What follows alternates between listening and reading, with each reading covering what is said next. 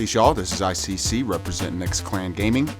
Today we are going to have a 5-minute review on Kid Icarus. Kid Icarus was released in 1987 for the Nintendo Entertainment System.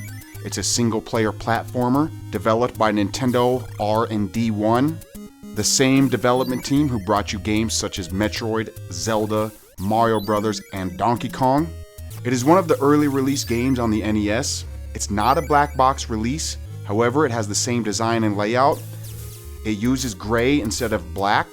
The only 3 gray boxes released are Rad Racer, the first Metroid release, and of course, Kid Icarus. Back in the day, almost everyone I knew called the game Kid Icarus. It wasn't until a few years later when one of our parents heard us say it incorrectly and told us how to say it. It's Kid Icarus. In Kid Icarus, you, the player, take control of our protagonist, Pit. The game has heavy influence and inspiration from Greek mythology. Your enemies include snowmen, mono eyes, McGoos, everyone's favorite enemy, the eggplant wizard, and even the Grim Reaper himself makes a cameo. If the Grim Reaper catches a glimpse of you, he will summon more enemies to attack Pit, so try and stay out of his sight. You will come across random doors. They are a must visit.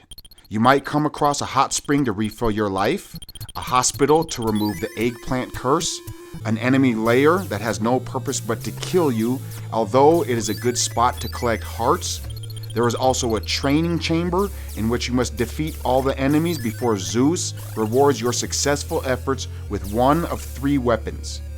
You cannot receive the same weapon twice, however, there are enemies in the game that will steal your items, so then you must find another training chamber and win it again. The game starts out with Medusa stealing 3 sacred items, the mirror shield, the light arrows, and the wings of Pegasus. Your goal is to collect all 3 of the sacred items. Each of the items will have its own world, so the game is divided into 3 worlds: the underworld, the overworld, and the sky world. Each world concludes with a castle stage and a boss fight at the end. After defeating the boss, you will recover one of the stolen items. After you collect all 3 items, your next goal is to head to the Sky Temple to defeat Medusa. The sky level changes it up a little bit. You're now playing a shoot-'em-up style game with Pit flying around. The currency in the game uses hearts. If you manage to come across a black market, you can buy power-ups and Pit will be even stronger. The first thing I would recommend is buying the feather. If you fall, and you will fall, the feather will give you a moment of flight where you can find a sturdy platform to land on.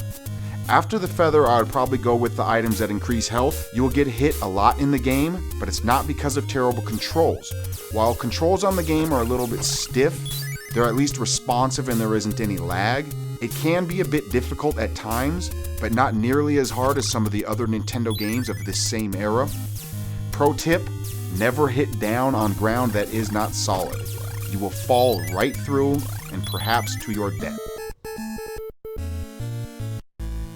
The music in the game is actually some of the best on the Nintendo in my opinion. The opening theme song is a classic.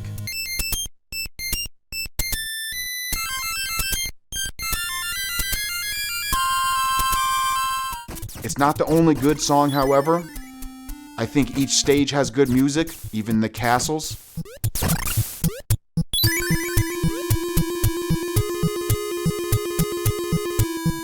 The graphics are decent for an early NES game, but I do know many people that were not satisfied with the graphics. I think the game gets a bit of a bad rep. It's not that bad of a game, actually. There later was a sequel released on the Game Boy entitled Of Myths and Legends.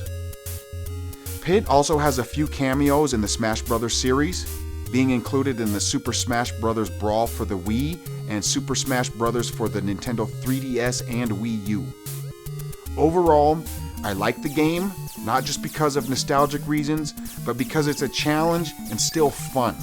It's not an overly difficult game, which in my opinion would suck the fun out of it. I don't like games that are too difficult, but I do like them fun. All in all, Kid Icarus gets the ICC seal of approval.